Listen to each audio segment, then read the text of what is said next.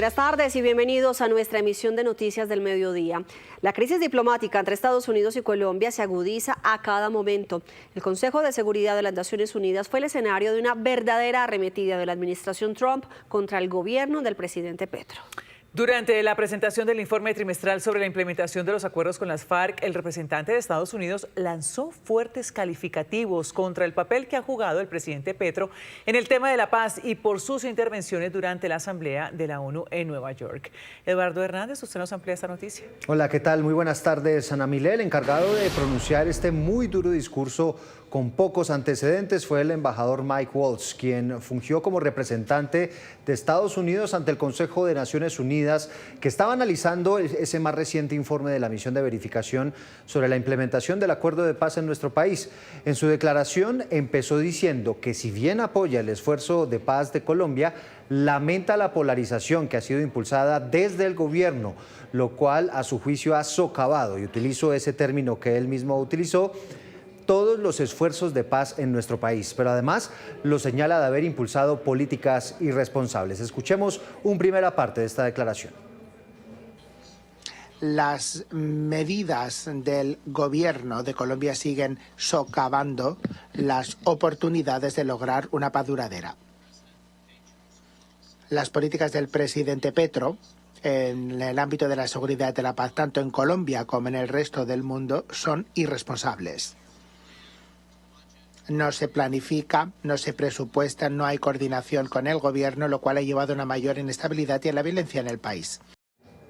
El representante Waltz también hizo referencia al duro discurso del presidente Petro ante Naciones Unidas y particularmente a ese llamado que hizo a las fuerzas militares estadounidenses para que desobedezcan las órdenes del presidente Donald Trump, una declaración que sigue causando ampolla en el gobierno norteamericano.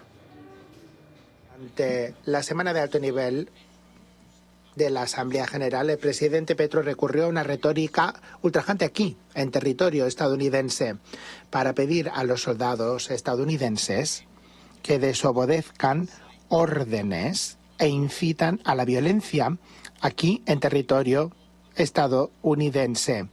Esta retórica es señal de las medidas incendiarias que adopta el gobierno de Colombia.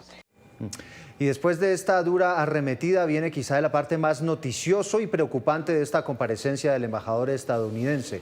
Advierte que por todo esto que se ha mencionado, Estados Unidos está evaluando si continúa o no apoyando a la misión de verificación del acuerdo de paz, un mecanismo que no tendría mucho futuro sin ese respaldo estadounidense. Los Estados Unidos están analizando de cerca el mandato de la misión y para ver si sigue mereciendo el apoyo del Consejo de Seguridad basándonos en la contribución que hace a la paz y a la seguridad en el país. En tercer lugar, la violencia de los grupos armados nos preocupan y nos sigue preocupando. Nosotros también lamentamos el asesinato trágico del senador Miguel Uribe, un líder político joven asesinado cuando estaba en campaña en las calles de Bogotá. Estamos de acuerdo y desde luego pedimos a todos que no traigan la violencia política a una sociedad civilizada. No cabe. Y pedimos al gobierno que haga todo lo posible para proteger las voces y las vidas de sus líderes políticos. Por supuesto, la gran expectativa en ese recinto de Naciones Unidas era la respuesta de la embajadora de Colombia allí ante la ONU, Leonor Zavaleta, quien finalmente no dio una respuesta directa a estas palabras del embajador estadounidense y se limitó a leer un balance sobre las bondades del proceso de paz, los esfuerzos del gobierno de Gustavo Petro por implementar el acuerdo, pero sí resaltó la importancia de que continúe esta misión de verificación del acuerdo de paz. La sostenibilidad de estos esfuerzos exige continuidad, recursos y acompañamiento. Por esto, la verificación internacional y en particular la que adelanta la misión es clave para el cumplimiento efectivo de lo acordado. No podemos desconocer que persisten desafíos: la violencia contra líderes sociales y excombatientes, el accionar de economías ilícitas y las brechas sociales que alimentan la desigualdad. Más allá de esas duras críticas del gobierno de los Estados Unidos, hay que decir que los demás integrantes del Consejo de Seguridad de Naciones Unidas dieron un importante espaldarazo para continuar apoyando el proceso de paz aquí en nuestro país. Noticia en desarrollo en Noticias Caracol. 4 dragoneantes del IMPEC fueron blanco de un atentado de sicarios a las afueras de la cárcel Modelo de Bogotá. Uno de ellos perdió la vida. Héctor Rojas, ¿qué pasa hasta ahora en el lugar y qué dicen las investigaciones?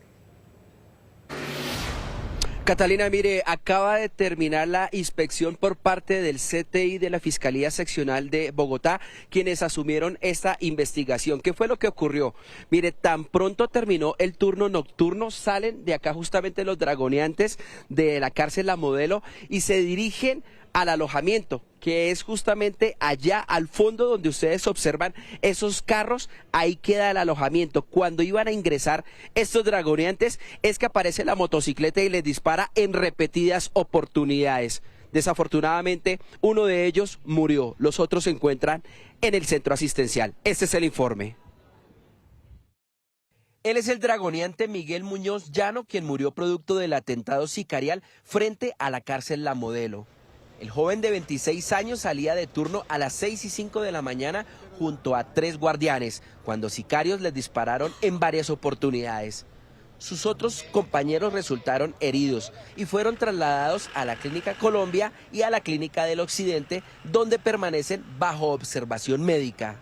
Pasan 2 motocicletas con 4 delincuentes quienes impactan de manera discriminada a 4 funcionarios penitenciarios, de los cuales lamentablemente uno falleció, los otros 3 están siendo atendidos. Según el director del IMPEC, hasta el momento no es claro cuáles son los móviles del atentado sicarial. La Policía Nacional llegó muy temprano al lugar de los hechos con la SIJIN, con inteligencia, a recolectar la información y hacer todo el proceso investigativo con el propósito de dar con la captura de esos delincuentes, con los autores materiales, intelectuales y para poder apoyarnos de una manera articulada y poder desentramar este hecho violento. La carrera 56, el lugar donde se presentó el atentado, fue acordonada por parte del CTI Bogotá, quien asumió la investigación. De acuerdo con la Fiscalía, el ataque fue cometido por 2 hombres a bordo de una motocicleta, pero el IMPEC no descarta que otros 2 hombres en moto hayan participado en el ataque. En la escena, los investigadores encontraron vainillas de revólver, que al parecer fue el arma que utilizaron los sicarios. Los peritos forenses tomaron fotografías y recogieron evidencias durante 5 horas, evaluando con sumo cuidado cada detalle. También tienen a su disposición los videos de las cámaras de seguridad ubicadas frente a la cárcel que les podría dar más pistas sobre la forma como actuaron los criminales. Uno de los sindicatos del IMPEC encendió las alarmas por la difícil situación de seguridad de los dragoneantes. Estamos viviendo ya por varios años un plan pistola permanente en contra de nuestros compañeros. Ya podemos decir y establecer de que son 69 muertes, asesinatos sicariales que se han dado en los últimos 4 años. Y esto obedece a que hay bandas criminales que intentan a través de estos asesinatos tratar de sentarse a negociar con el gobierno los temas de la paz. Los investigadores intentan establecer si el atentado obedece a las estructuras criminales que delinquen dentro de las cárceles. Mire, el ministro de Justicia ha dicho que repudia este atentado contra los 4 dragoneantes y que los responsables pagarán su responsabilidad. Respecto a el estado de salud de las otras personas que resultaron heridas, nos confirman las autoridades que fueron sometidos a una intervención quirúrgica, que ya salieron de esta cirugía, pero se encuentran en la unidad de cuidados intensivos con pronóstico reservado. Estamos atentos a su evolución, Héctor. Pues a propósito, en los últimos meses, tanto el IMPEC como sus funcionarios han sido blanco de diversos atentados, según la entidad, como retaliación a más de 17.000 operativos realizados en cárceles de todo el país. Ataques como este Ocurrido el 17 de octubre del año pasado en la vía panamericana, específicamente entre Popayán y Cali, en el sector conocido como Pescador, en donde un vehículo en el que se movilizaban 4 presos, 4 dragoneantes y un inspector del IMPEC fue emboscado y en donde perdieron la vida 2 de sus funcionarios. Sí, estamos heridos todos, bro. Hay como 2 muertos aquí, bro. Se suma a este otro ocurrido el 4 de noviembre de 2024, cuando un guardián del Grupo Especial de Investigación y Monitoreo del IMPEC fue atacado con disparos por 2 hombres que se movilizaban en una moto en la localidad de Teusaquillo, noroccidente de Bogotá. Al igual que este atentado del pasado 6 de junio, en donde lanzaron una granada de fragmentación a la cárcel de Villahermosa en Cali, dejando heridos a 4 dragoneantes y un niño de tan solo 10 años. Y uno de los más recientes, ocurrido hace tan solo 8 días contra el director regional de Occidente del IMPEC, Guillermo Andrés González, quien fue blanco de un atentado cuando desconocidos le lanzaron una granada a su vehículo blindado. Son solo algunos de los más recientes ataques contra funcionarios del IMPEC que, de acuerdo con su director, coronel Daniel Gutiérrez, harían parte de retaliaciones de grupos delincuenciales por cuenta de los múltiples operativos desplegados en cárceles del país. Así lo dijo en Noticias Caracol en Vivo. Desafortunadamente hemos tenido, este año no se han presentado tantos hechos violentos, el año pasado sí fueron bastantes, pero más o menos este año llevamos alrededor de 200 amenazas en contra de trabajadores penitenciarios. No teníamos ninguna amenaza en concreto en la modelo hacia algún funcionario, pero ha sido un trabajo incansable, ha sido un trabajo siempre, porque llevamos este año 17.000 operativos, todos hechos con la Guardia Penitenciaria, con trabajadores del IMPEC que se arriesgan.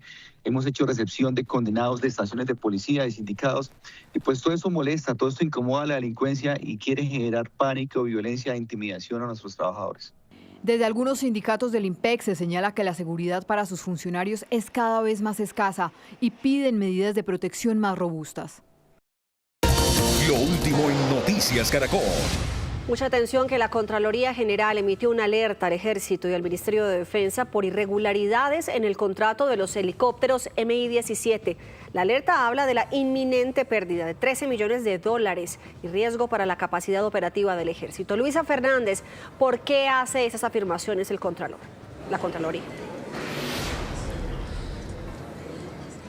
Catalina, buenas tardes. Las afirmaciones se dan porque el contrato que se firmó con la empresa Bertol System Company el 31 de diciembre del año 2024 ya expira, ya se termina este 15 de noviembre del año 2025 y aseguran desde la Contraloría que a los 6 helicópteros para los que se contrató esta empresa para hacer reparación y mantenimiento, Mi-17, claro, a 3 de ellos se necesita un mantenimiento overhaul. ¿Qué quiere decir esto? Que necesita un mantenimiento a profundidad de las hélices del motor y para eso se necesita hacer el traslado de los helicópteros a la empresa en Estados Unidos, pero estos helicópteros son rusos y desde Rusia no han permitido que ese traslado se haga a los Estados Unidos, lo que quiere decir que además tardaría 6 meses esa reparación. Lo que quiere decir es que se perderían los recursos porque este mantenimiento dura aproximadamente 6 meses. Recordar entonces que el Gobierno Nacional realizó un anticipo del 50% del valor del contrato que estaba por 32 o que estuvo por $32 millones, lo que quiere decir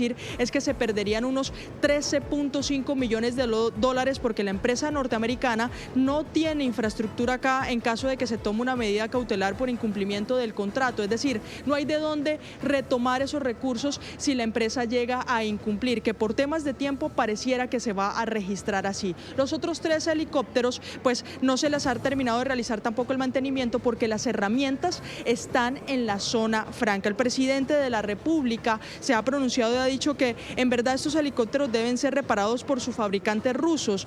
Yo no los compré y mantener la sumisión a los estadounidenses que piden que no se contrate a los rusos me parece ya un riesgo nacional. El desarrollo de esta noticia en nuestra emisión de las 7 de la noche.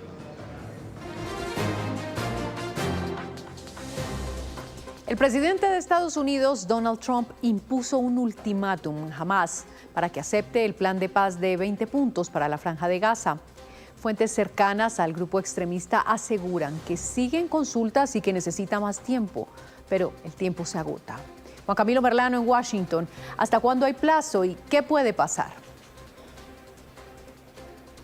Margarita, hasta el domingo a las 6 de la tarde, según lo que ha dicho durante esta mañana el presidente Donald Trump, quien dice dos cosas fundamentalmente. Lo primero, repudia al grupo terrorista Hamas, dice que han sido capaces de acabar con más de 25.000 de sus soldados o miembros, y le pide a los palestinos que se encuentran aún en zonas vulnerables de Gaza, donde estos terroristas, según el presidente Trump, están totalmente rodeados, se movilicen, se salgan de esas zonas hacia otras áreas más seguras allí en la franja de Gaza. Pero a propósito de este ultimátum que le da a Hamas, dice el presidente Donald Trump, liberen a todos los rehenes, incluyendo los cuerpos de los muertos. Se debe llegar a un acuerdo con Hamas antes de las 6 de la tarde, hora de Washington, el domingo.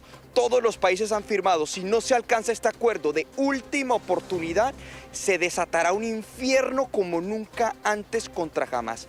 Habrá paz en Oriente Medio, de una forma u otra, es lo que dice el presidente Donald Trump. Recordemos que este plan de 20 puntos para la paz que ha expuesto los Estados Unidos establece no solamente un retiro progresivo de las tropas israelíes de la franja de Gaza, sino también una liberación de los rehenes. Son 48, de los cuales se cree que solo 20 se mantendrían con vida aún, y adicionalmente establece un mecanismo transitorio de gobierno donde no tendría participación ni la Autoridad Nacional Palestina, pero tampoco el grupo terrorista Hamas. Un mecanismo transitorio de gobierno que a su vez será supervisado por una Junta Internacional de Paz encabezada por el presidente Trump y por el ex primer ministro del Reino Unido, Tony Blair. En todo caso, la pelota aún continúa en la cancha de Hamas. Juan Camilo, y entre tanto, ya llegaron a Italia los primeros activistas de la flotilla humanitaria liberados por Israel. Otros 460 permanecen detenidos en una cárcel de alta seguridad y tendrán que aceptar cargos ante la justicia israelí para ser deportados. El ministro de Seguridad aseguró que no llevaban ayudas y que deberían pasar meses detenidos por respaldo al terrorismo. En el Aeropuerto Internacional Leonardo da Vinci de Roma, decenas de personas y periodistas esperaban a los primeros deportados de Israel. Eran 4 diputados italianos que se sumaron a la flotilla Global Summit, entre ellos Benedetta Scuderi. Estamos un poco cansados, pero hemos vuelto. Ahora nuestros pensamientos siguen con Gaza, pero también con todos los que no han regresado, y pensamos en ellos constantemente. El Ministerio de Exteriores israelí confirmó las expulsiones y aseguró que continuará con ellas durante los próximos días. Aseguran que todos los detenidos se encuentran sanos y salvos.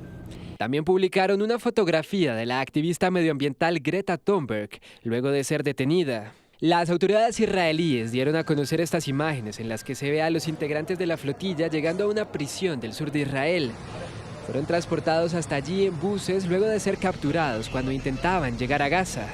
En este otro video que causa polémica, el ministro de Seguridad Itamar Ben-Gvir se despacha contra los integrantes de la flotilla. Estos son los terroristas de la flotilla, estos son los terroristas, son terroristas, mírenlos, simpatizan con los asesinos. Por cierto, sus barcos eran un desastre. En realidad no vinieron por la flotilla ni por la ayuda, sino por Gaza, por los terroristas. Esta gente apoya el terrorismo. Israel asegura que las embarcaciones que se dirigían hacia la franja de Gaza en verdad no llevaban ayuda humanitaria y que lo único que buscaban era provocar a sus fuerzas. ¿Qué hay ahí? Este es su barco. El jefe de policía me vio y hablamos de ayuda humanitaria. Hay una botella de leche infantil. ¿Qué es esto? ¿Ayuda humanitaria? No veo nada. Ben-Gvir también criticó que los activistas sean deportados tan rápido y propuso que deberían estar en prisiones israelíes durante meses. Entre tanto, la embarcación Marinette fue interceptada a unas 42 millas náuticas de Gaza. Se cree que este era el último barco de la flotilla que continuaba navegando en las aguas del mar Mediterráneo. La interceptación de la flotilla desató protestas alrededor del mundo. Miles de activistas pro-palestinos salieron a las calles para pedir a Israel que detenga la guerra y ponga fin al bloqueo. En algunos lugares, las manifestaciones derivaron en disturbios. Las calles de las principales ciudades de varios países se llenaron de miles de pro-palestinos. Así está el panorama en Italia. Las principales concentraciones están en Roma, Nápoles, Milán, Venecia y Florencia. Más de 400.000 personas con carteles, banderas y arengas piden a Israel detenerse, parar la incursión y romper el bloqueo. Estamos en las calles porque somos parte de una generación de personas que creen en la solidaridad, en la colectividad.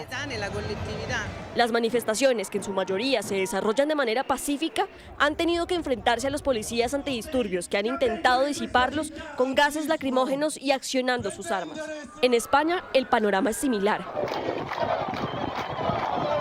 Miles de manifestantes, en su mayoría estudiantes, inundaron las calles en apoyo a los palestinos y los cerca de 450 activistas detenidos de Sumut.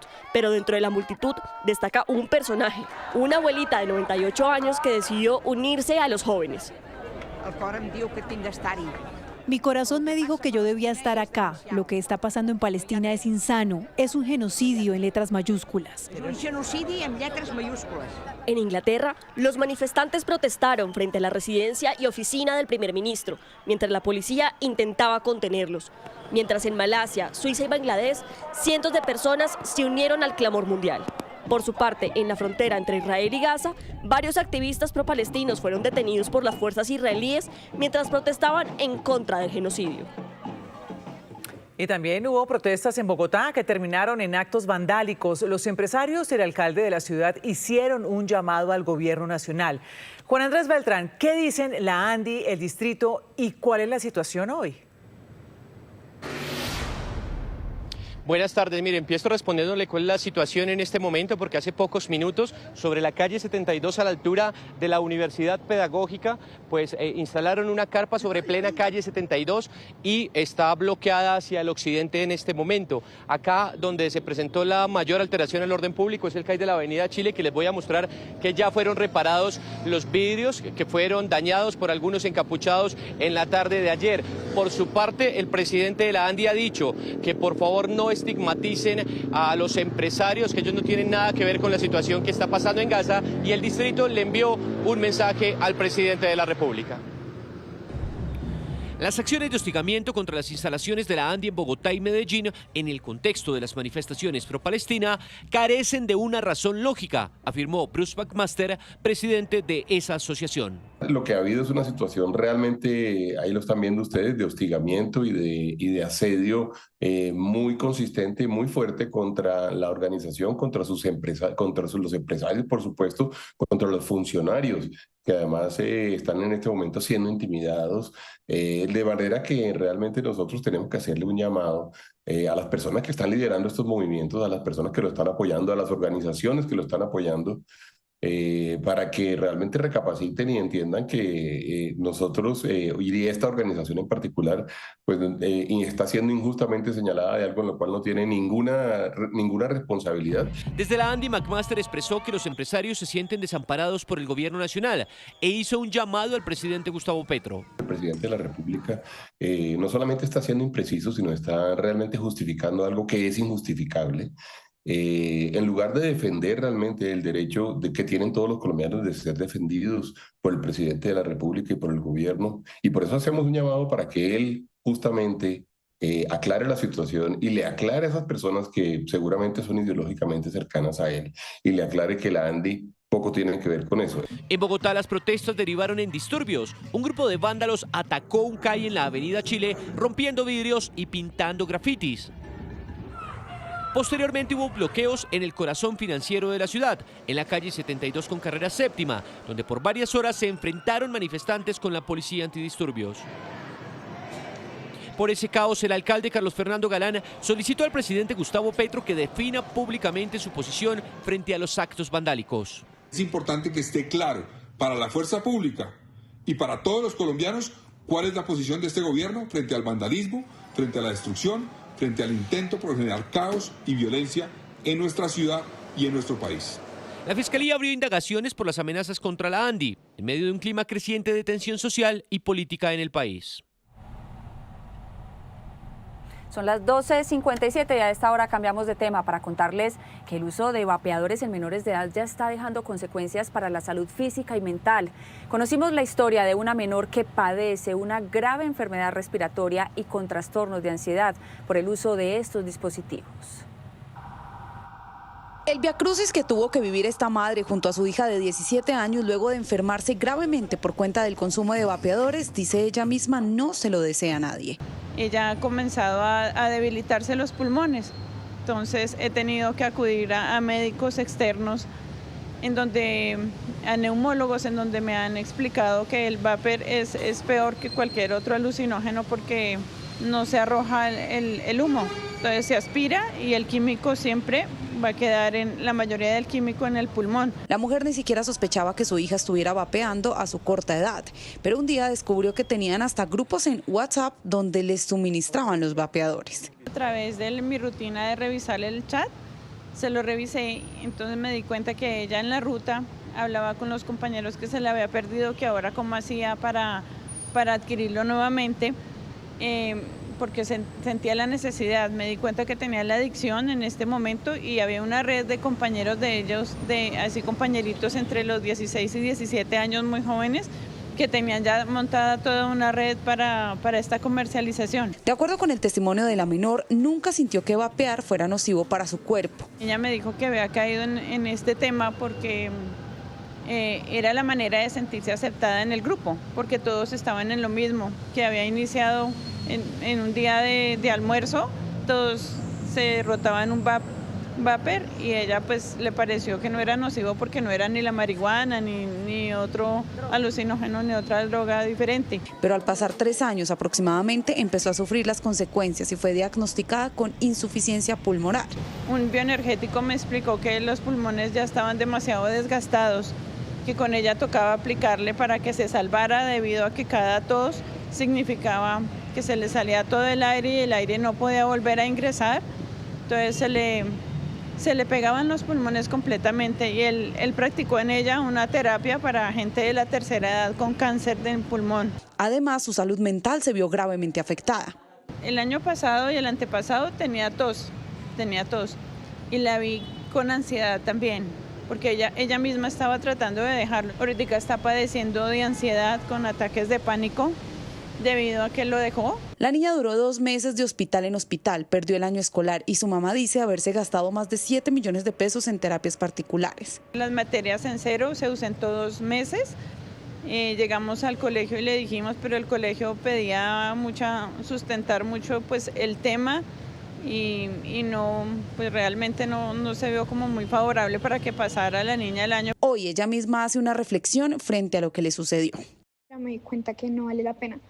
Si tú te sientes triste, si tú te sientes bravo, si necesitas solucionar algo, solucionalo, háblalo, exprésate. No tienes por qué con ya sea alcohol, con vapor o con cualquier otra cosa ocultar las cosas, porque tarde o temprano el cuerpo te va a pasar la factura y vas a tener que pagarlo, como a mí me pasó. Y aunque no ha sido fácil para la menor dejar la adicción del vapeo, es consciente que su mente y sus pulmones podrían colapsar si continuara con esa práctica y hace un llamado a los padres y niños para que a través de su historia tomen conciencia.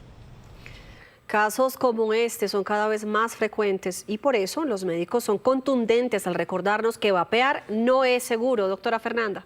Catalina, buenas tardes. No se puede seguir pensando que es seguro y mucho menos una opción saludable.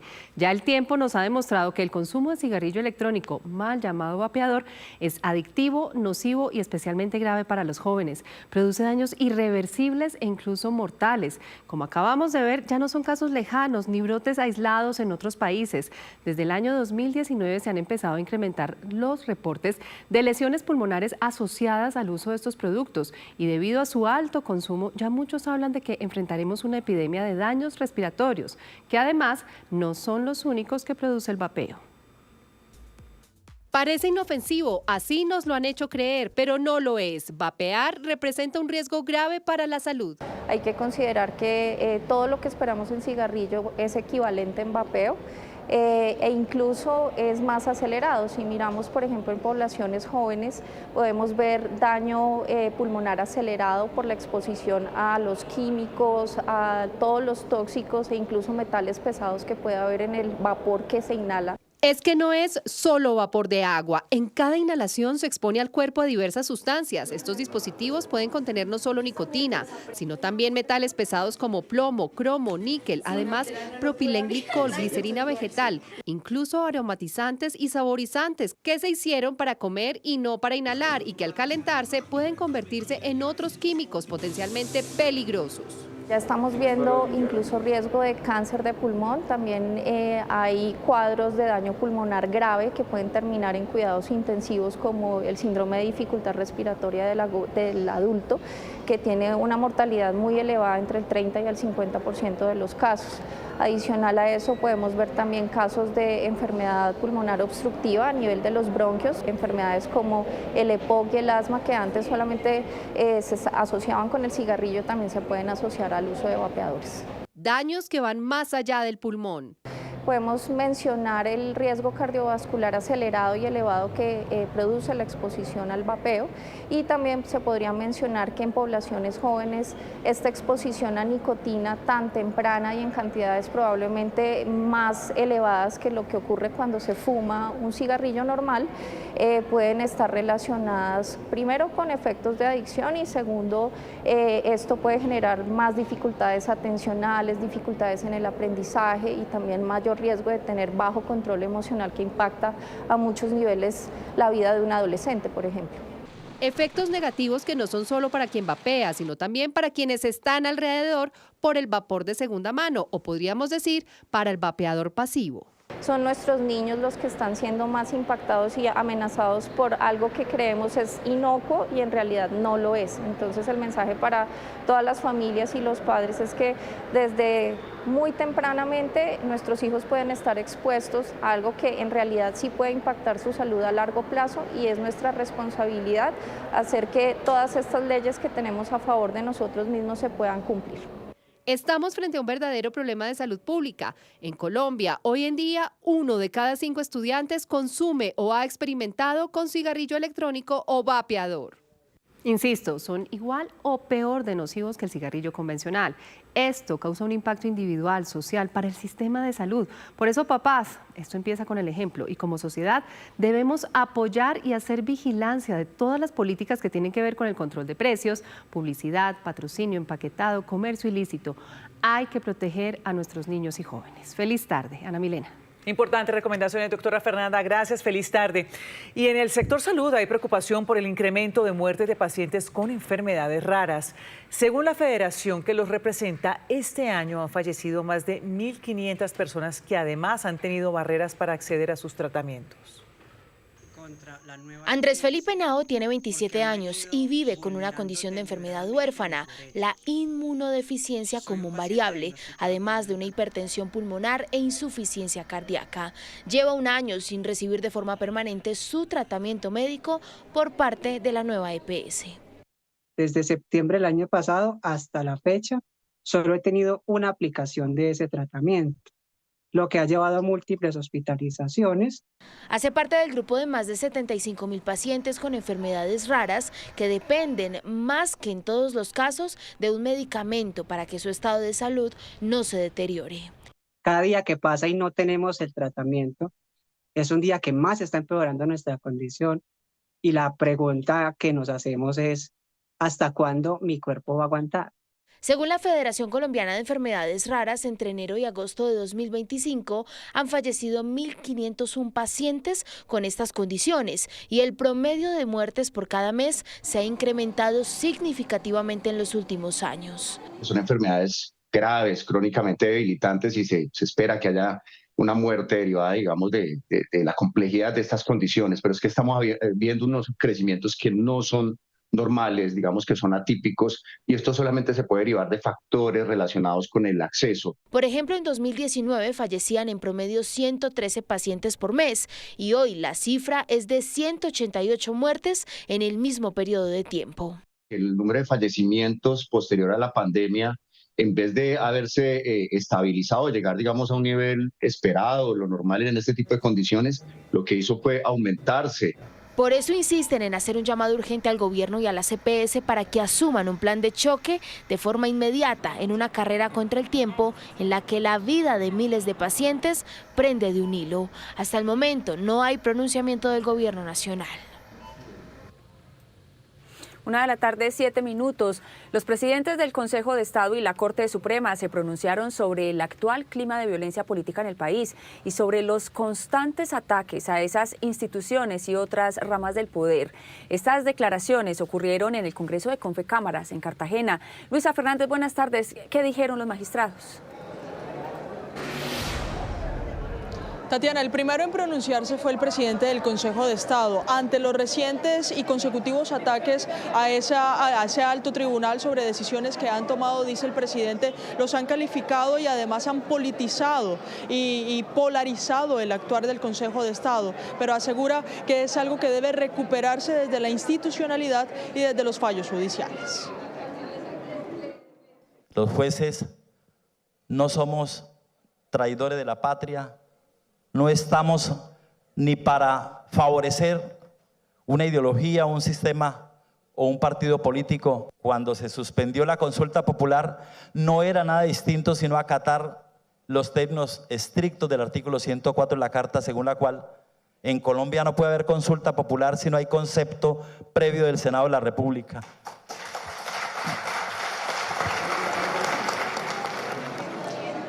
Y mire, también sobre estas recientes confrontaciones entre las ramas del poder colombiano, pero específicamente sobre las manifestaciones registradas y ataques contra los gremios, especialmente el de la ANDI, en horas pasadas, también habló el presidente de la Corte Suprema de Justicia y expresó su preocupación sobre este clima de discursos y de violencia política en el que está enmarcado el país. El país tiene que reflexionar sobre la necesaria paz y pacificación para la convivencia tranquila. Y el país tiene que hacer debates integrales, colectivos, generales, para recapacitar sobre esas expresiones de agresión y de violencia y de odio que están ocurriendo en el país. No puede ser que bajo cualquier pretexto se agreda a los demás ciudadanos. Se calificaron como muros de contención en una sociedad democrática y en medio de un clima que ha llevado a la polarización y a las violencias y a las confrontaciones, y aseguran que en este año ya electoral seguirán en ese camino, en una independencia desde el Poder Judicial.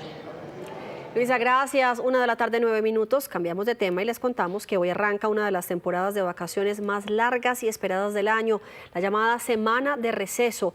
Esto motiva a miles de colombianos a viajar a muchos destinos del país.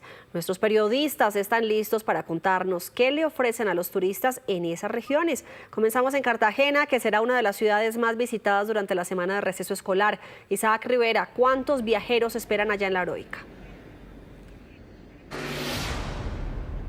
Hola, buenas tardes. Se esperan más de 90.000 viajeros, en su mayoría provenientes de la región Caribe y de ciudades como Bogotá, Cali, Medellín y Pereira. Ya empezaron a llegar también turistas internacionales, porque recordemos que hace un par de días comenzaron a llegar cruceros y por supuesto esto dinamiza la economía de la ciudad. Nosotros estamos exactamente en el muelle de la Bodeguita, porque desde este punto se espera que zarpen más de 20.000 viajeros hacia la zona insular para conocer la belleza de Tierra Bomba, de Barú y de las Islas del Rosario.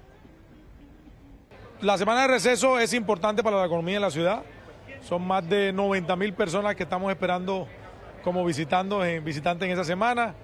Esperamos mucho turismo de la región Caribe, es decir, mucho turismo de departamentos vecinos, vía terrestre, que tampoco hemos cuantificado, pero creemos que puede ser superior a 40.000 visitantes, más de 3.500 vehículos entrando a la ciudad.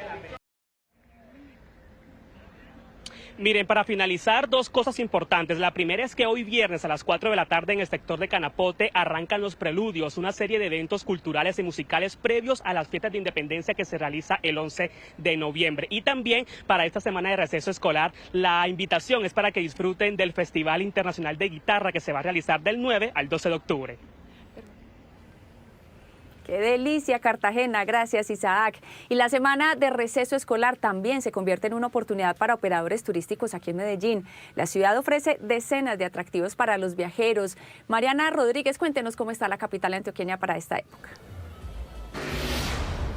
Tatiana, televidentes, buenas tardes. La capital antioqueña está más bella que nunca. Está limpia, está organizada y con sus brazos abiertos para recibir a los propios y también a esos turistas, sobre todo extranjeros que nos visitan para estas épocas, para disfrutar de lugares emblemáticos como lo son la Comuna 13, el Parque Arví, el Parque Norte, Provenza, el Lleras y algo muy importante, y es el centro histórico de la ciudad de Medellín. Por ejemplo, esta es la Plaza Botero, donde la decoran unas 23 piezas de este gran artista colombiano Fernando Botero, además acompañado del Museo de Antioquia y el Palacio de la Cultura. Pues aquí nos encontramos con algunos visitantes y les preguntamos qué es eso, qué pueden hacer en Medellín, qué disfrutan en Medellín y que en sus países de origen no lo tienen, y eso fue lo que nos dijeron. Hacemos mucho deporte realmente, no sé, salimos de fiesta, tomamos cerveza en sitios, hacemos paseos, vamos a museos. Hay mucha naturaleza muy cerca de Medellín, que allí no lo tenemos tanto. Ir al cine también, que es más barato, o ir a bares también, hay muchas... Por la noche hay mucha rumba. Pues hemos salido, hemos recorrido. Estuvimos ayer en el tren, mañana nos vamos para el Peñón, para la Piedra del Peñón, la Comuna 13, ahorita vamos para la Comuna 13. Recordemos además que Medellín está festejando que hace poco recibió el Oscar de Turismo por su buen posicionamiento y la visita de turistas. Y es que a la capital de Antioquia al año están llegando 1.3 millones de turistas extranjeros, principalmente de Estados Unidos. Así que Medellín más que lista para seguir siendo ese motor de la economía para muchos visitantes y también para los locales que viven principalmente del turismo y por supuesto de la visita de los extranjeros. Mariana, desde la Plaza de Botero, que es sin duda uno de los lugares más lindos de esta ciudad. Y el eje cafetero es otra de las regiones preferidas para pasar las vacaciones del receso escolar. En el Quindío esperan una ocupación hotelera del 65%. Nelson Murillo, ¿qué van a encontrar los turistas en esa región? Buenas tardes. 10 parques temáticos, el aniversario número 136 de la capital quindiana, que se está celebrando del 2 al 14 de octubre con una variada agenda cultural. Hay que mencionar además que tenemos 288 tiendas de café en todo el departamento del Quindío para que los visitantes puedan disfrutar lo mejor de la bebida nacional y 12 municipios que los van a encantar. Sobre precisamente las actividades en la semana de receso se refirió la secretaria de Turismo del departamento. Tendremos las fiestas de nuestra ciudad capital, de nuestra bella Armenia, con actividades lúdicas, culturales, deportivas y recreativas en el marco de estas celebraciones aniversarias, donde los invitamos a disfrutar del corazón de Colombia. Asimismo, los 12 municipios de este bello departamento, excelentes por naturaleza, donde podemos destacar la cultura turística de nuestro departamento. En materia de seguridad, habrá una preparación especial por parte de la policía y el ejército en las vías y en los principales sitios turísticos para que los 60.000 visitantes que se esperan en esta semana de receso disfruten del Quindío con total tranquilidad. Ese es un gran destino, Nelson, pero mire, a pesar de las dificultades por los pasos alternos en la vía Bogotá-Villavicencio, el Meta también se prepara para recibir a los turistas en la semana de receso. La cadena productiva de Los Llanos invita a tomar las rutas alternas que están habilitadas para vehículos familiares. Esneide Rico, ¿cuál es la ruta más rápida? Pero hay que ir. Hola Ana Milei, televidentes, buenas tardes. Claro, la ruta más cercana que ahora están tomando vehículos livianos es que sale desde el municipio o desde la capital de Bogotá, conecta con Choachí, Cundinamarca, luego pasa a Ubaque, llega a Caquesa y luego conecta con la vía al Llano para llegar a Villavicencio. Esta ruta en promedio se están demorando 4 horas los vehículos livianos que están transitando por esta zona. Otra de los puntos también que están haciendo es desde Bogotá, salen por el lugar, llegan a Achipaque y conectan con UNE, Cundinamarca, y luego nuevamente llegan a la vía al Llano. Esta es una de las 2 rutas que están haciendo los turistas o las personas que pueden venir a visitar a los Llanos Orientales y disfrutar de climas soleados, de ambiente saludable y sobre todo de mucha naturaleza. Veamos el informe. El llano es resiliente y ante la adversidad, los llaneros se preparan para recibir con música y su cultura a los turistas en la semana de receso escolar. El turismo de naturaleza que se encuentra en todo el Meta es ideal para el descanso. Bueno, en Villavicencio se encuentra cantidad de actividades para hacer, actividades deportivas, actividades de senderismo, actividades de avistamiento de aves, gastronomía, una gastronomía increíble que tenemos acá en la ciudad de Villavicencio, la mamona, los amasijos, bueno, en general toda la parte cultural también los invitamos a que conozcan y disfruten de toda la temática del joropo. La preocupación de los viajeros es por el paso alterno en el derrumbe del kilómetro 18 de la vía al llano. La vía alterna, que sale desde Bogotá y pasa por Choachí, Ubaque y Caquesa, Cundinamarca, son 71 kilómetros, la mayoría pavimentados. Y desde Caquesa hasta Villavicencio se toma la vía al llano evadiendo el kilómetro 18.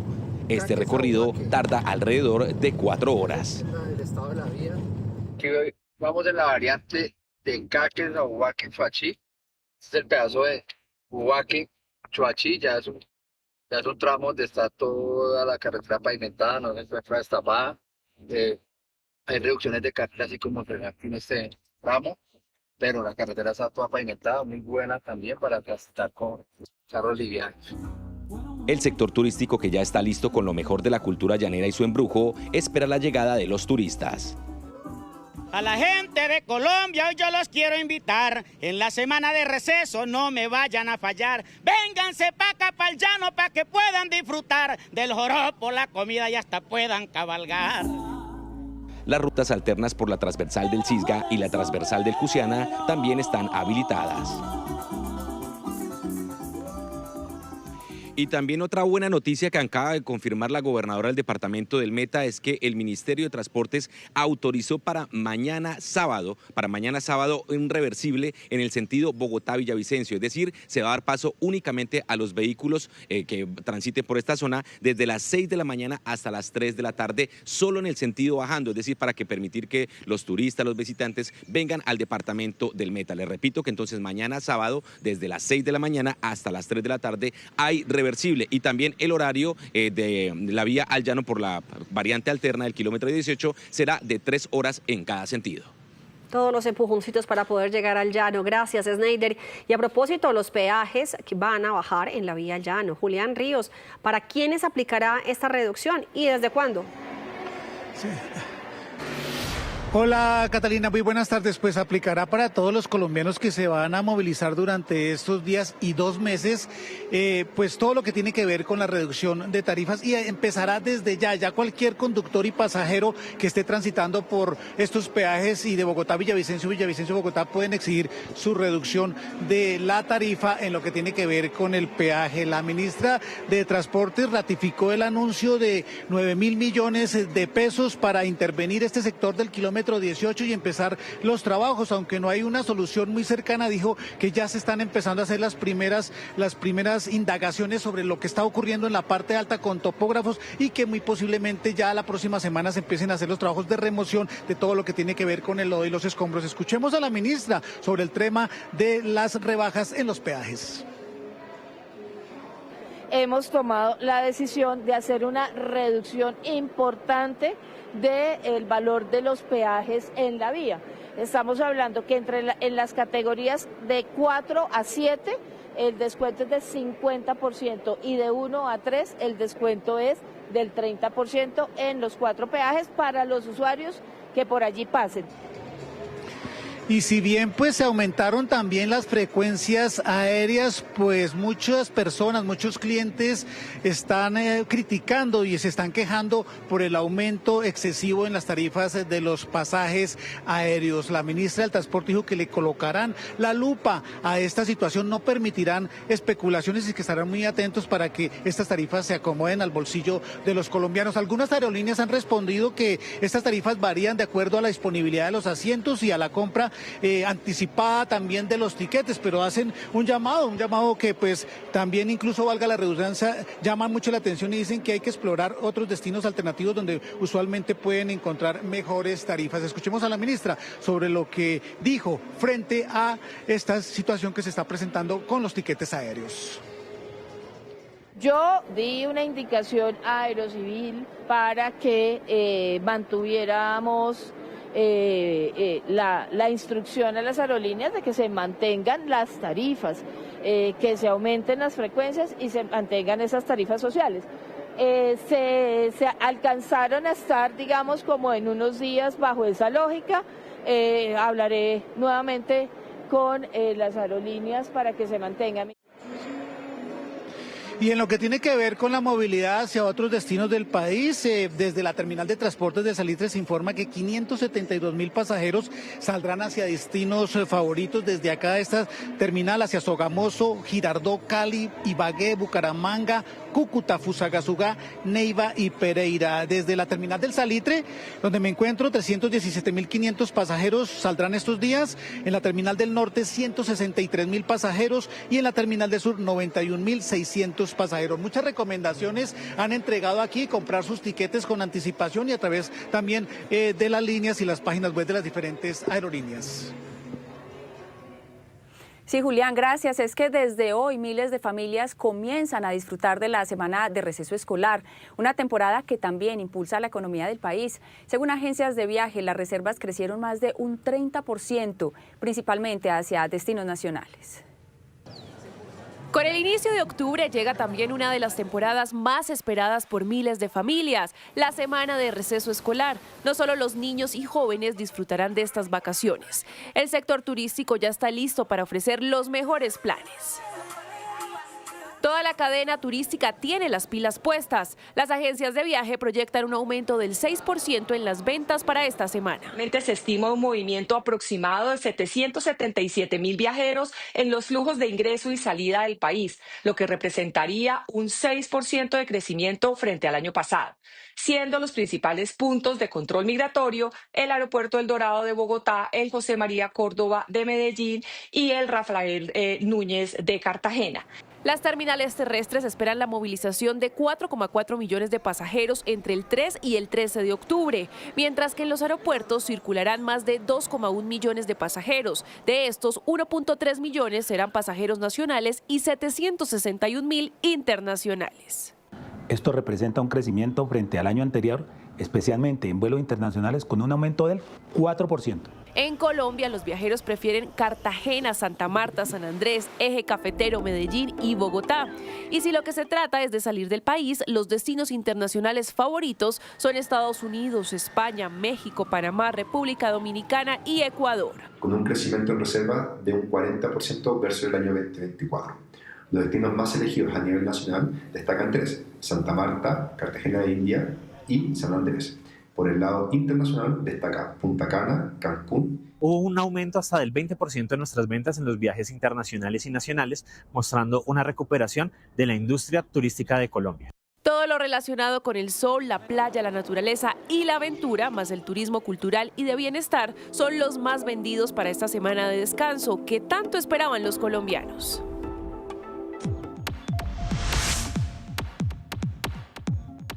¿Cuáles son sus planes para la semana de receso escolar?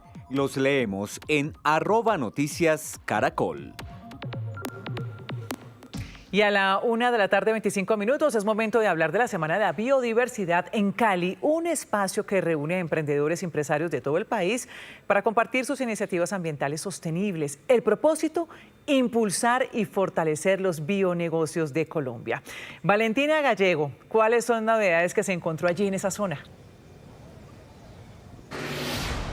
Ana Milena, televidentes, buenas tardes. Nosotros seguimos en la Semana de la Biodiversidad y antes de responder su pregunta, quiero contarles lo que ha sido estos últimos días aquí en la capital vallecaucana, y es que Cali ha sido epicentro de importantes diálogos para la conservación del medio ambiente. Se han abordado temas claves como el rol de la mujer en la biodiversidad, cómo erradicar esos crímenes ambientales, cómo mantener nuestro recurso hídrico, pero además la importancia de las comunidades para el ecosistema. Es que son ellas las que están creando una bioeconomía, es decir, esos emprendedores, esos negocios que están apostándole a los negocios verdes, que generan menos contaminación y por el contrario, que le aportan al futuro de nuestro ecosistema. A mi espalda se encuentran algunos de esos stands que visitamos y en el siguiente informe le cuento con qué me encontré, porque aquí en la capital vallecaucana y durante la Semana de la Biodiversidad se busca que se creen nuevos negocios verdes que nos generen bioeconomía.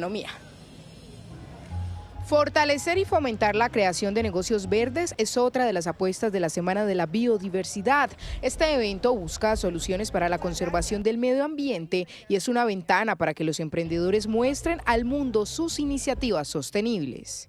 Creo que la bioeconomía y los negocios verdes son el futuro definitivamente, y creo que un país como Colombia y una región como el Pacífico tienen que aprovechar la riqueza natural que tienen para de alguna forma cambiar el paradigma de desarrollo que hay y sacar adelante comunidades. Un grupo de caleños hace 5 años creó Green Solutions, una empresa dedicada a la fabricación de ladrillos sostenibles. Sus materiales son amigables con el medio ambiente. Es un ladrillo hecho con plástico 100% reciclado. Este material es una propuesta ambiental que nosotros hacemos para la construcción.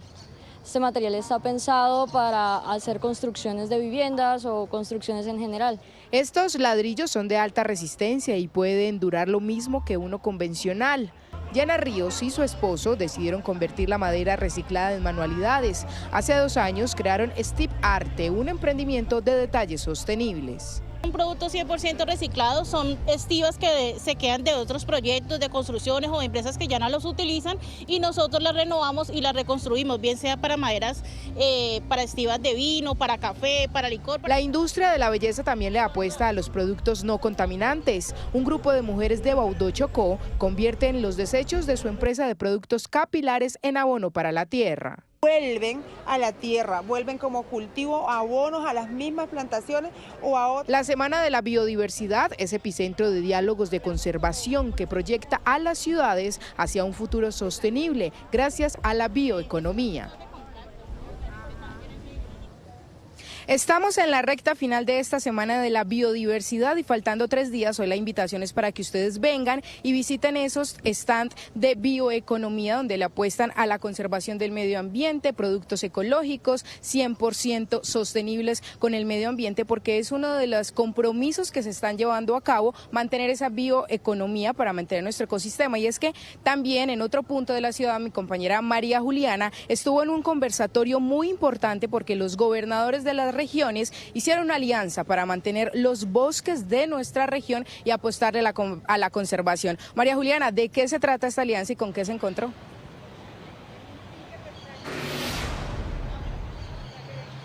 Valentina, ya usted lo ha manifestado toda esta semana, ha sido de conversatorios, de diálogos y por supuesto también de acuerdos y compromisos. Y uno de ellos fue el que hicieron 4 gobernadores, los gobernadores de nuestro Pacífico colombiano, Cauca, Valle del Cauca, Nariño y también Chocó, comprometiéndose para trabajar en la conservación de los bosques y la biodiversidad de nuestro Pacífico colombiano con 3 ejes fundamentales: fortalecer la gobernanza ambiental, frenar la deforestación y también fomentar el desarrollo sostenible en las comunidades y en los territorios. En la siguiente nota les tenemos todos los detalles de esta alianza tan positiva para nuestro Pacífico.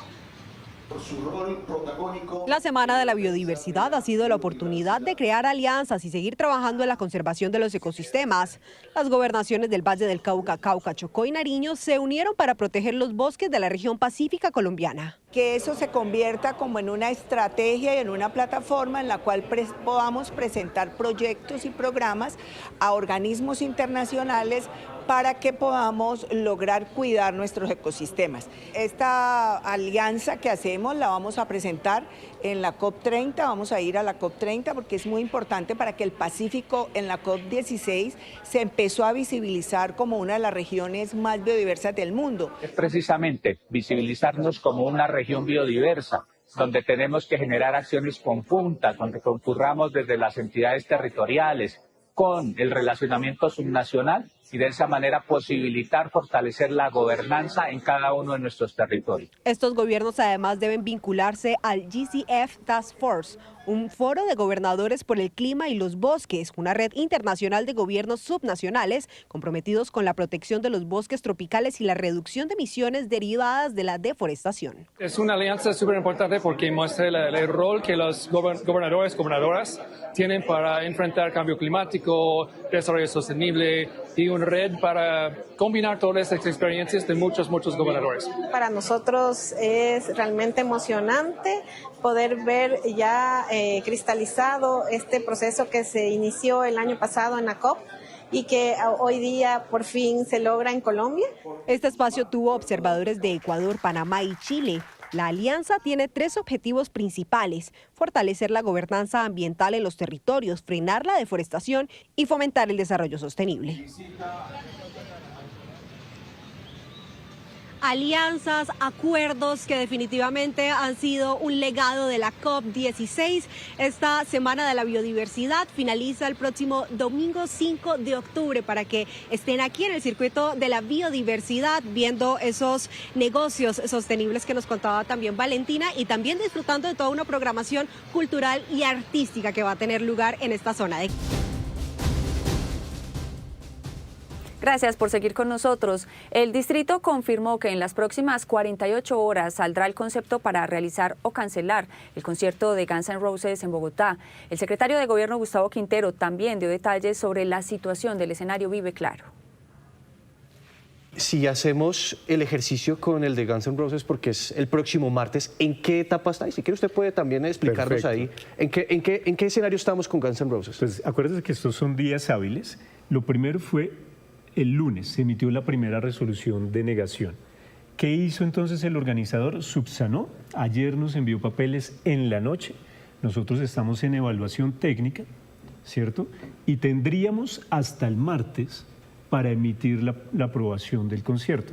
Sin embargo, dado todo lo que ha venido pasando, queremos hoy, a más tardar el lunes, pero sobre todo hoy en la noche, entre hoy y mañana, poder emitir ya un concepto favorable para que los asistentes sepan y se organicen para el concierto. Y esa es la modificación que pide el alcalde Carlos Fernando Galán, pensar en los asistentes y que tengan más tiempo para prepararse. Claro, entonces, la noticia en este momento es que ya están los documentos por parte de OCESA para el concierto de los Guns N' Roses. Hoy en la noche o mañana ustedes estarían diciendo se puede o no se puede. Estamos en la evaluación efectivamente de lo que nos entregaron. El IDIGER, sobre todo, que es con quien se ha tenido la discusión, está ya evaluando y esperamos entre hoy y mañana. Es decir, que no va a pasar lo de Kendrick y es que el día del concierto se diga se canceló.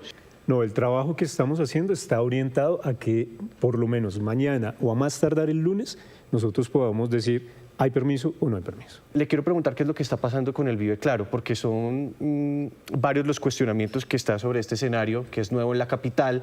Algunos cuestionan la estructura, otros cuestionan el ruido que puede generar para los barrios aledaños. Entiendo que la Procuraduría estuvo en las últimas horas inspeccionando pues este escenario, pero en la práctica, pues ¿qué es lo que está sucediendo? ¿Sí representa un riesgo para los asistentes, secretario? Mire, el Vive Claro es un escenario nuevo y eso hace que se requieran unos análisis más profundos. En eso precisamente está el IDIGER y por eso se solicitó más documentación. Para el concierto de Kendrick Lamar no se tuvo la documentación suficiente para que el IDIGER pudiera emitir concepto. Ya con la erradicación de ayer vamos a hacer los análisis, el IDIGER hará los análisis y se pronunciará. ¿Pero qué es lo que preocupa de este escenario? Básicamente ahí hay que decir que las tribunas no se van a caer, o sea, no hay un riesgo estructural, pero hay una vibración, ¿cierto?, que sobrepasó los límites esperados y por eso se da todo este trabajo, por eso el IDIGER hace más exigencias en los documentos y por eso se está haciendo este proceso de revisión. Pero usted nos dice, y es muy claro acá señalando que no hay riesgo de colapso de las tribunas, pero esa vibración, ¿qué puede representar? Depende, esa vibración puede generar incomodidad en los asistentes, pero también en el concierto de Green Day algunos asistentes afirmaron sentirse no solamente incómodos, sino también un poco nerviosos y eso, en caso de que se genere, por ejemplo, un ataque de pánico, pues hay un riesgo que nosotros tenemos que prevenir, sobre eso venimos trabajando y esa es la exigencia que viene haciendo el IDIGER. Pues precisamente en las últimas horas la Procuraduría General de la Nación hizo una inspección en Vive Claro para establecer si se están cumpliendo las medidas de seguridad y el rol del distrito en este escenario. Rocío Franco, ¿qué detalles se conocen de esta visita? Pues conocimos el informe preliminar de la Procuraduría General de la Nación que señala que hay preocupantes fallas en las gradas de instalación y dicen que el tema de la vibración puede ser determinante en la medida que en un concierto esto puede agudizar la situación, que es por esto que se ha ordenado de manera inmediata realizar por parte de la misma Procuraduría General de la Nación una nueva inspección técnica para reafirmar la existencia de estas fallas o descartarlas. Quien encabezó esta diligencia de inspección fue la procuradora distrital, quien habló sobre el tema. Esto con el fin de hacer un seguimiento a todas las actividades y a todas las acciones que han adelantado estas entidades con el fin de garantizar que cuando estos eventos estén abiertos al público puedan tener la seguridad y puedan estar disfrutando en un entorno seguro. La Procuraduría General de la Nación ha oficiado al IDIGER, a la Policía, a la Secretaría de Gobierno para que entreguen todos los detalles sobre los permisos y si está todo en regla para la realización de un evento cultural en este escenario.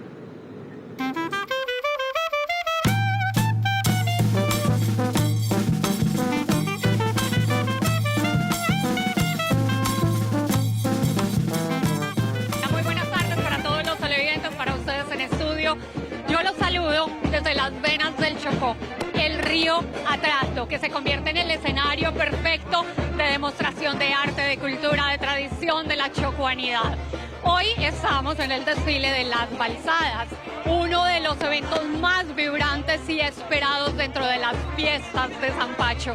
Pero ustedes ahí cómo desfilan por el río Atrato, 13 balsas que conmemoran justamente la llegada de San Francisco de Asís hace más de 300 años, la figura de San Francisco de Asís aquí al Chocó. Es una fiesta llena de fervor, de tradición, de alegría. Y les contamos más detalles acerca de esa fiesta que además es patrimonio cultural inmaterial de la humanidad.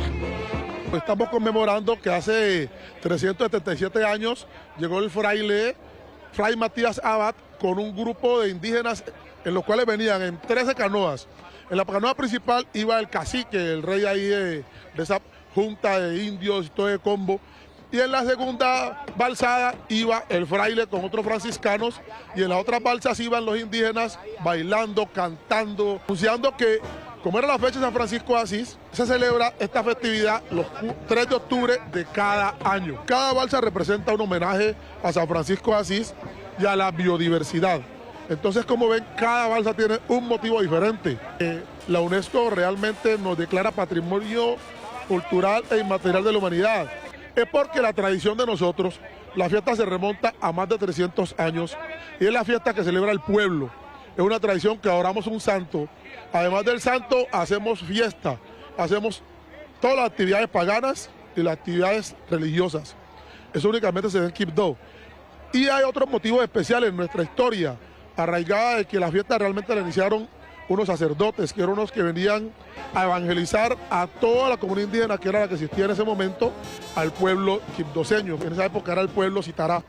Hoy por hoy, nosotros la retomamos para hace aproximadamente unos 120 años y hemos tratado de que estas fiestas sean las mejores fiestas del mundo y hoy por hoy son reconocidas por la nación y por la humanidad. Y ese es San Francisco de Asís en la Balsada Mayor. Esta es la fiesta de un pueblo que celebra con orgullo, con fuerza y con pasión su identidad afrocolombiana. Y de hecho hoy aquí en Quibdó también se celebra el Día de la Quibdoceñidad. Quibdoceñidad. ¿Lo dije bien, Andrea Estrella? Ustedes del malecón me vio pasar, yo le hice así. ¿Sí se dio cuenta? Hola Alejandra, claro que sí, usted disfrutando del majestuoso río Atrato, la veo muy contenta en esas balsas acompañando a la imagen del seráfico de Asís, pero acá también tengo otro seráfico que nos acompaña en tierra desde el malecón de la ciudad. Quibdoceñidad es todo, es cultura, es alegría, es jolgorio, es ese sentido de pertenencia que tienen los habitantes por esta tierra y también es fe franciscana. Cuenta la historia que por el imponente río Atrato, un 4 de octubre de 1648, Fray Matías Abad introdujo en una balsa de madera la primera imagen de San Francisco de Asís a Quibdó. Han pasado más de 3 siglos y la fiesta en San Pacho, la más larga del país, se celebra con fervor y alegría. El origen de la fiesta está en el río Atrato. Desembarcan, llegan a la iglesia, cantan el Te Deum y luego le hacen una fiesta a los indígenas, un abundante pescado. Este 3 de octubre en Quibdó se celebra el Día de la Quibdoseñidad. La investigadora y escritora chocoana Najilma Ayala ha escrito 20 libros, 9 exclusivos para la fiesta. Ella nos explica por qué este término. Por el recorrido de los disfraces, por la memoria de la balsada, porque ayer solo era el pueblo quibdoseño el que se tomaba este día. Es la preparación para el día de la gran espiritualidad franciscana. Es la antesala, entonces por eso lo asume como Día de la Quibdoseñidad. A escasos 2 días de bajar las banderas de Sampacho, el balance es positivo. Todo bien, yo creo que San Francisco de Asís metió sus manos acá en Quibdó y como siempre lo ha hecho y nos acompañó en estas fiestas de este año. En Quibdó me gusta ese calor humano que la gente aquí le da a uno, al que llega, al que trabaja, al que ayuda a los demás. El Día de la Quibdoseñidad es un día cívico. Los 12 barrios inscritos en la fiesta también desfilan sus disfraces con un homenaje a la biodiversidad y a las culturas.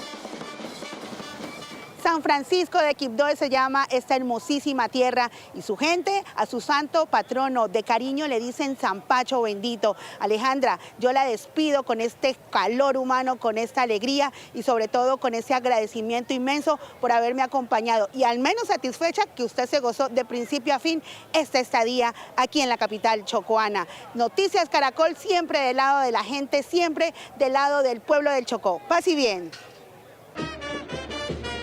Y con ese orgullo de ser quibdoseño y con el orgullo de ser chocuano, se celebra la fiesta de Sampacho para mostrarle a Colombia y al mundo la fuerza de ser lo que es. Agradecemos a la Policía Nacional, a la Alcaldía de Quibdó y sobre todo a los quibdoseños y a los chocuanos que nos hicieron sentir como en casa y nos invitaron a celebrar con ellos estas fiestas de Sampacho 2025. Nosotros terminamos este cubrimiento diciéndoles: no se pierdan las de 2026. Chao, chao, los dejo con estas imágenes maravillosas. Feliz tarde.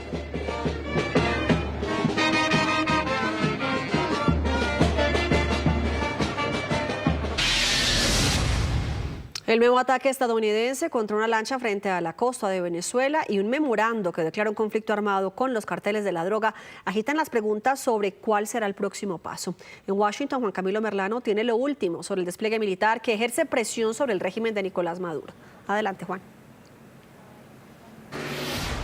Catalina, lo último es la publicación del presidente Donald Trump en su red social Truth compartiendo el video que ya había sido compartido por parte del secretario de Guerra Pete Hegseth de este nuevo ataque en contra de una embarcación en el Mar Caribe cerca a las costas de Venezuela en aguas internacionales. 4 muertos. Y escribe el presidente Trump: una embarcación cargada con suficiente droga para matar entre 25.000 y 50.000 personas fue detenida temprano esta mañana cerca a las costas de Venezuela, intentando ingresar a territorio estadounidense. Es lo que dice el presidente Donald Trump tras este ataque y en medio del despliegue militar gigantesco en el Mar Caribe.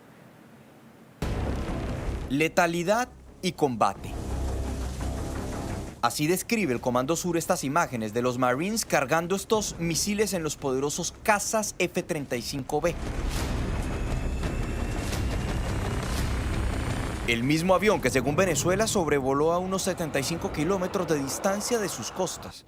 Pero no solo de esos aviones hace gala el Comando Sur, sino también del buque anfibio Iwo Jima, de helicópteros, destructores y otras capacidades que han sido desplegadas al Mar Caribe para supuestamente combatir el narcotráfico. Pero este memorando que la Casa Blanca envió al Congreso para justificar el bombardeo de embarcaciones señaladas de traficar droga deja claro que están echando mano de capacidades típicas de tiempos de guerra. El presidente determinó que Estados Unidos se encuentra en un conflicto armado no internacional con estas organizaciones terroristas designadas. A esto le sumó que los muertos durante los bombardeos en el Mar Caribe eran combatientes ilegales.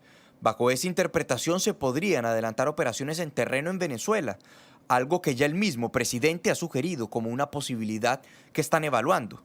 Entre tanto, en Venezuela están en alerta máxima. No solo condenaron la provocación de Estados Unidos al volar sus aviones cerca a su territorio, sino que Nicolás Maduro anunció que para este 4 de octubre se desplegará en todo el país un ejercicio especial en el que participarán todos los componentes de la Fuerza Armada Nacional Bolivariana. Planificamos para el sábado un ejercicio especial de carácter organizativo, atención, de carácter organizativo, de mando, conducción y comunicación. El memorando en el que el presidente declaró el conflicto armado no internacional se envió al Congreso tras las exigencias de senadores al Pentágono, pidiéndoles más claridades sobre el operativo militar en el que se habían bombardeado las embarcaciones en el Mar Caribe. Pero ¿cómo entender que Trump declare un conflicto armado con los carteles de la droga si su oferta electoral había sido, por el contrario, ponerle fin a las guerras? De eso nos habla María Teresa Aya, analista internacional de Noticias Caracol.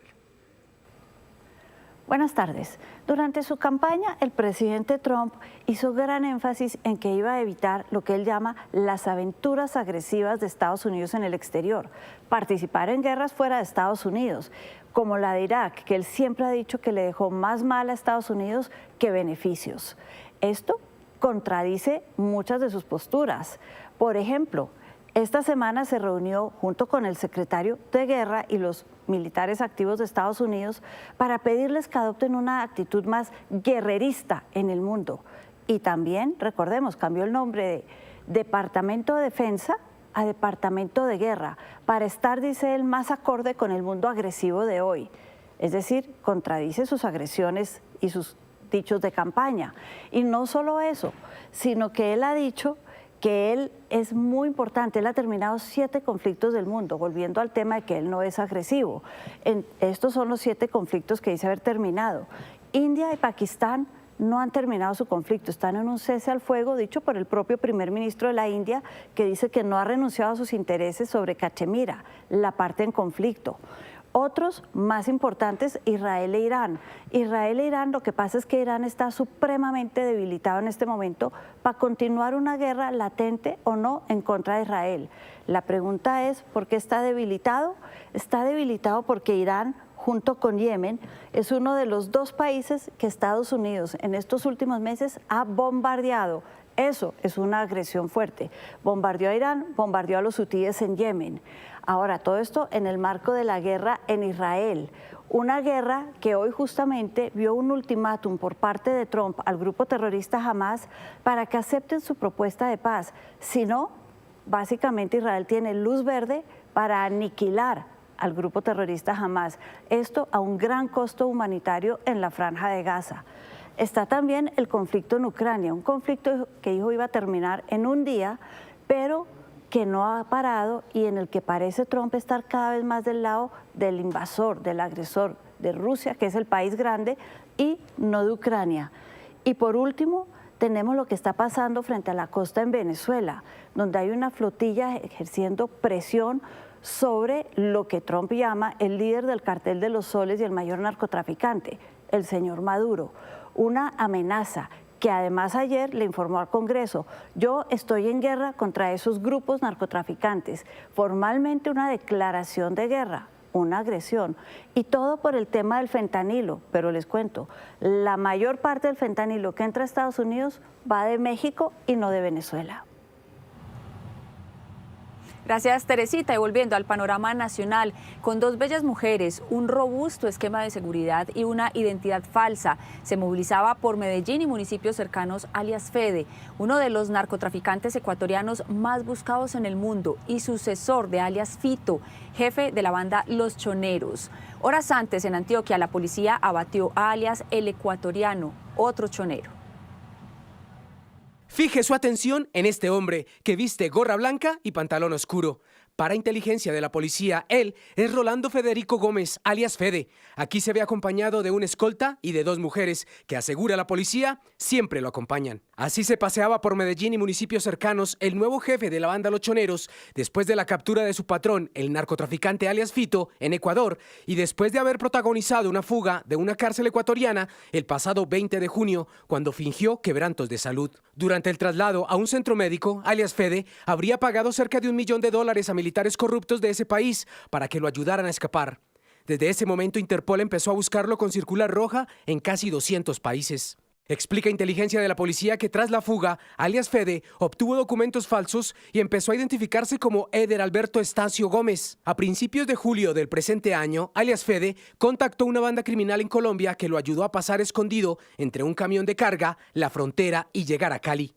En agosto de 2025, alias Fede llegó a Medellín, donde asegura inteligencia de la Armada de Colombia, Fede buscó a la banda de sicarios La Oficina, que lo protegió asignándole un robusto esquema de seguridad con camioneta blindada, que utilizó, según inteligencia de la policía, en las reuniones con narcos del Clan del Golfo y las disidencias de las FARC para la compra de cocaína y establecer rutas para sacar la droga. La policía lo capturó en Medellín.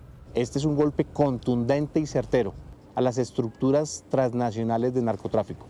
El reemplazo de Díaz Fito, 10 años en actuaciones criminales, narcotraficante, y es un mensaje para los narcotraficantes.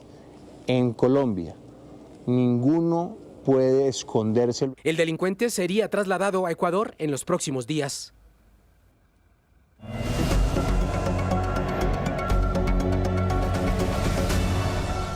A las 2:39 de la tarde es hora de activar el radar de la política de viernes. Bienvenidos. Hay nuevas inscripciones hoy en la registraduría para buscar llegar a la Casa de Nariño. En las últimas horas, el excontralor Carlos Felipe Córdoba oficializó su inscripción de firmas con el movimiento Volvamos a Confiar, en el que busca recolectar, según él, más de 800.000 firmas. Pero también el exministro de Comercio del gobierno Petro, Luis Carlos Reyes, comúnmente conocido como Mr. Taxes, se lanzó también a la recolección de firmas. Pero ojo, él además abrió una vaqui con el nombre de Juego Limpio para poder financiar su campaña presidencial. Es que a la fecha estamos hablando que hay por lo menos 77 candidatos que están recogiendo firmas para llegar a la presidencia. El tiempo corre y tienen hasta el 17 de diciembre para presentarlas y que se puedan revisar para recibir el aval.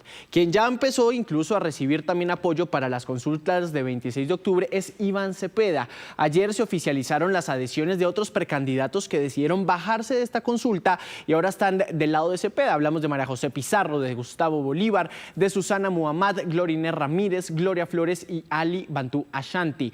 También candidatos al Congreso, como incluso el exministro de Minas y Energía Andrés Camacho, que se lanzará al Senado. Veamos lo que dijo Iván Cepeda.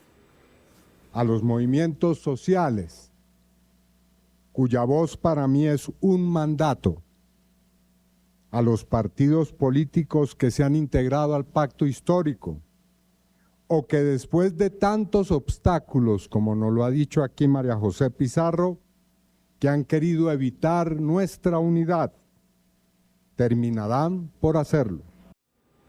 26 de octubre entonces es esa consulta entre Iván Cepeda, también está Carolina Corcho y Daniel Quintero del Pacto Histórico. Y vamos al otro lado, a la política, porque continúan los acercamientos de varios precandidatos de derecha y en esta oportunidad fue entre Vicky Dávila y el precandidato del Centro Democrático Miguel Uribe Londoño. Y ustedes ven que ambos en sus redes sociales publicaron las fotos de este encuentro en donde nos cuentan que buscan una unidad de este sector político. Ya Vicky suma más reuniones, recuerden ustedes la semana pasada que estuvo con Juan Carlos Pinzón, con María Fernanda Cabal y hasta con el expresidente Álvaro Uribe de cara a las elecciones del 2026. Y terminamos el radar de la política con esta imagen. Miren ustedes, hablamos de la nueva valla publicitaria de David Luna. Ahí aparecen frente a frente el expresidente Álvaro Uribe Vélez y el expresidente Juan Manuel Santos, acompañados de una frase contundente: lo mínimo es hablar. El mensaje para Luna es claro: Colombia necesita dejar atrás la confrontación y enfocarse en soluciones para el país.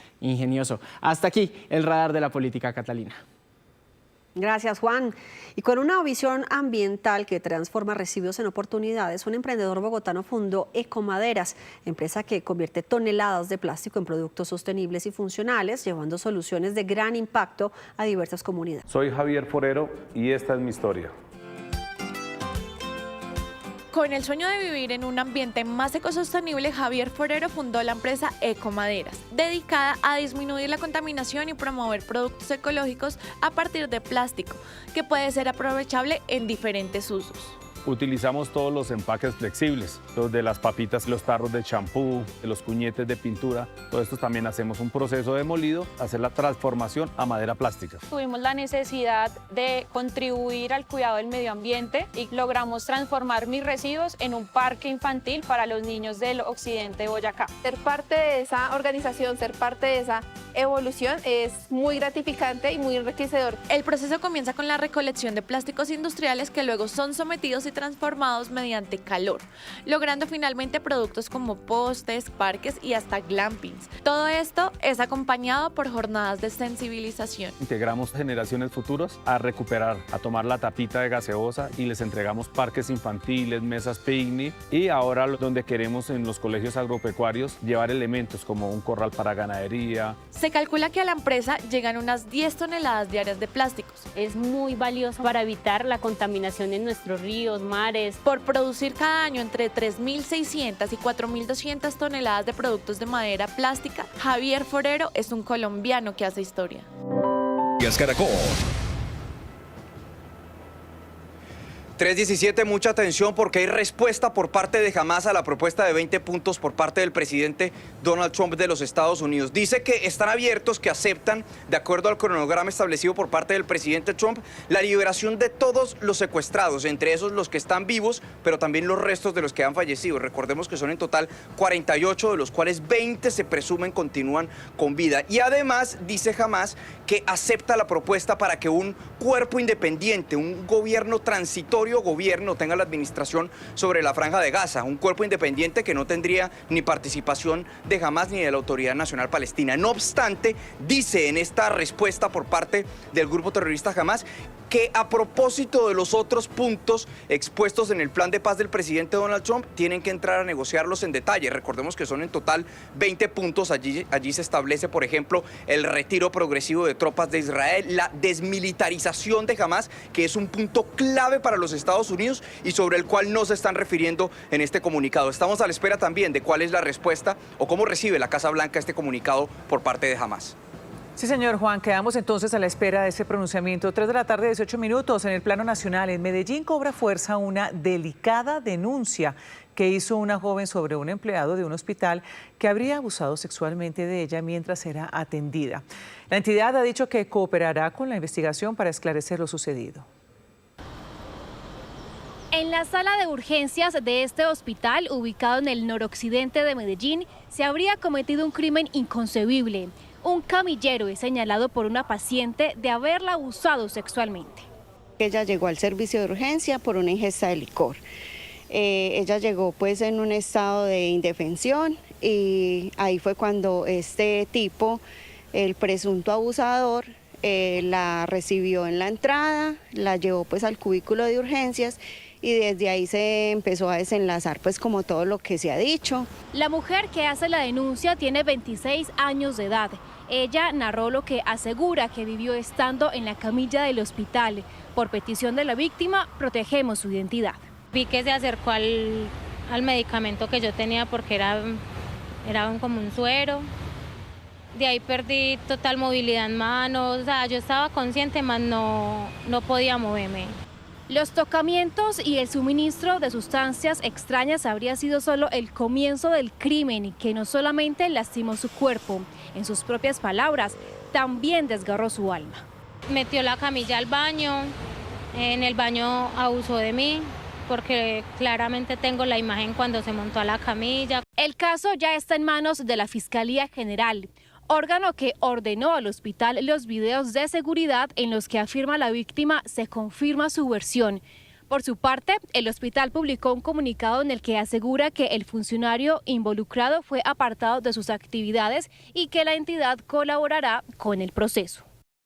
Y llegamos a la hora de los Titanes Caracol, el espacio que busca y exalta a esos colombianos que construyen país a través de sus buenas acciones y por los cuales usted puede votar registrándose en nuestra página www.titanescaracol.com. Hoy presentamos a nuestro quinto y último nominado en la categoría de tecnología. Se trata de Camilo Mejía Jaramillo, un paisa que se dio la tarea de construir elementos acuáticos recreativos que ayuda a personas en condición de discapacidad a vivir momentos inolvidables. Titanes Caracol, hacer el bien hace la diferencia. Vamos a meternos al agua porque es que antes era muy complicado, ¿no? Entonces llegamos hasta el borde, empezamos aquí a girar, rotamos y ya estamos en el agua. Soy Camilo Mejía Jaramillo y creamos productos acuáticos recreativos que aumentan y resaltan la dignidad humana, permitiendo que las personas en silla de ruedas o en bastón o de tercera edad puedan disfrutar de playas, mares y piscinas. tengo una radiculopatía en la columna. Si no recupero algo de fuerza en las piernas, dejo de caminar.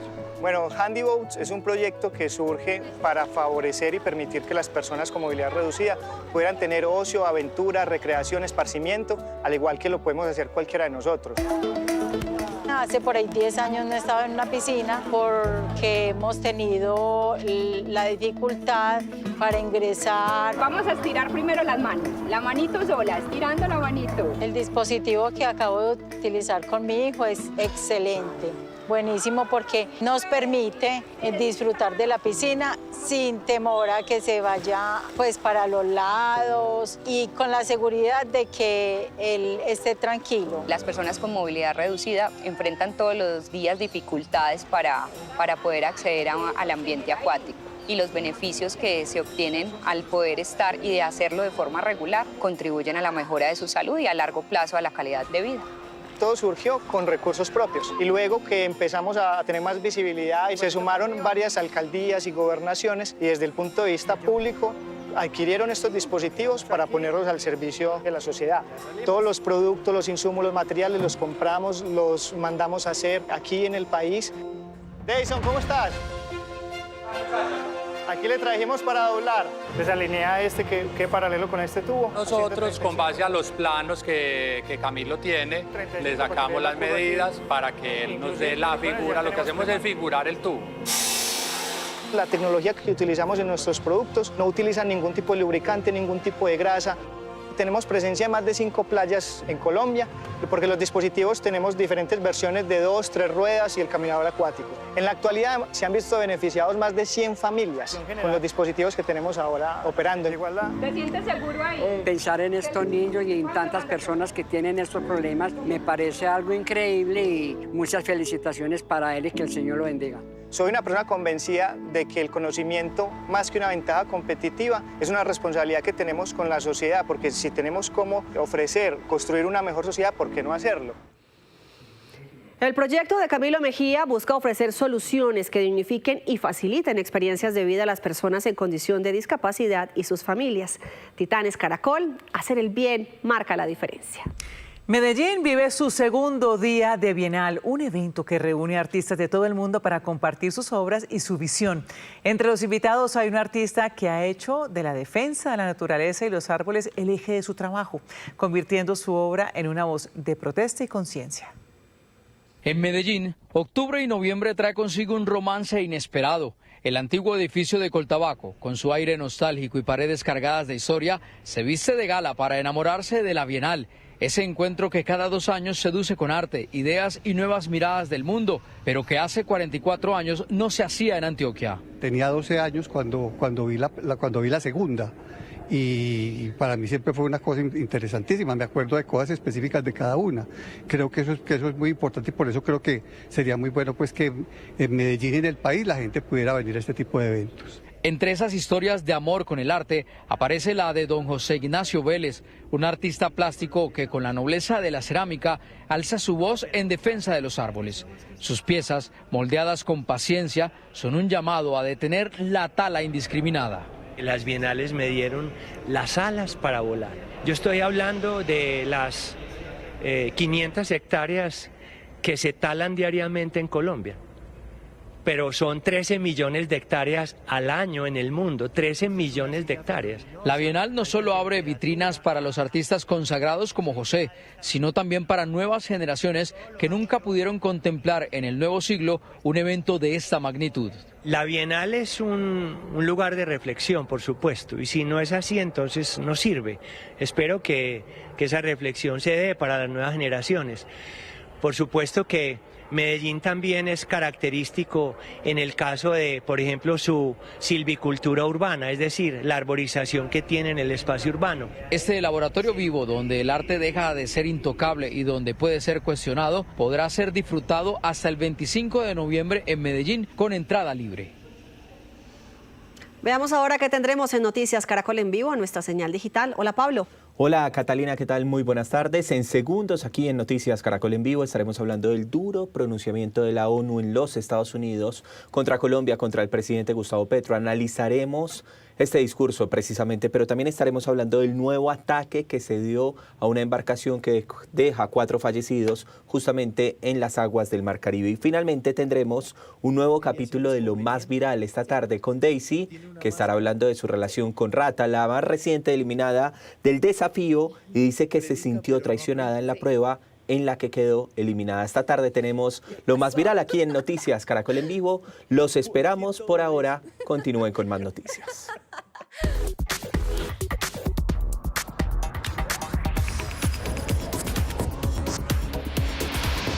Muy buenas tardes, hoy lo más trinado está en modo viernes, mejor dicho, más tranquilo, más relajado, más alegre y por supuesto con los videos virales que hacen que valga la pena sonreír y de paso ponerle color a este día. Aquí vamos con la mejor energía.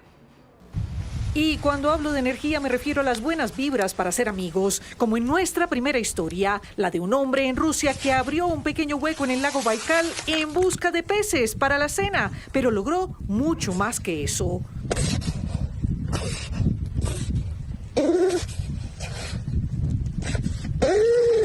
Una foca emergió para saludar y de paso darle un vistazo al lugar. Eso sí, el animal aprovechó para tomar aire antes de sumergirse de nuevo en este lago, considerado el más antiguo y profundo del mundo. Un momento único compartido en las redes apenas para este viernes. Nada más literal en esta historia que el origen del pollo sudado. Una olla convertida en spa y cuyo contenido llegará a la mesa de cualquier comensal. Si tienen un amigo en problemas, envíenle este video, ha escrito Naim Varli, el creador de contenido que lo ha compartido en Instagram, donde ya tiene casi 10 millones de reproducciones.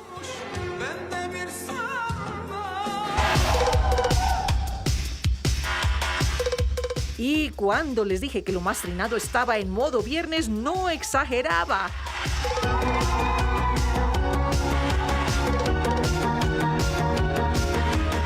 Por eso está aquí Justin Nieto, un instructor de baile neoyorquino que, además de llevar el ritmo en las venas, sabe cómo contagiar a sus alumnas de la energía necesaria para la vida. Ustedes deciden si quieren un fin de semana de spa o de aeróbicos. Lo único que voy a decir desde aquí es que me encanta la frase de hoy es viernes y el cuerpo lo sabe. ¡Feliz fin de semana! ¿Animado? Spa. Terminamos, nos vemos a las 7 de la noche con una nueva edición informativa y a partir de ese momento se pueden conectar a la señal digital en nuestras plataformas digitales. En el canal Caracol ya viene Tormenta de Pasiones. Esto es Noticias Caracol, primero la gente. Chao. Chao.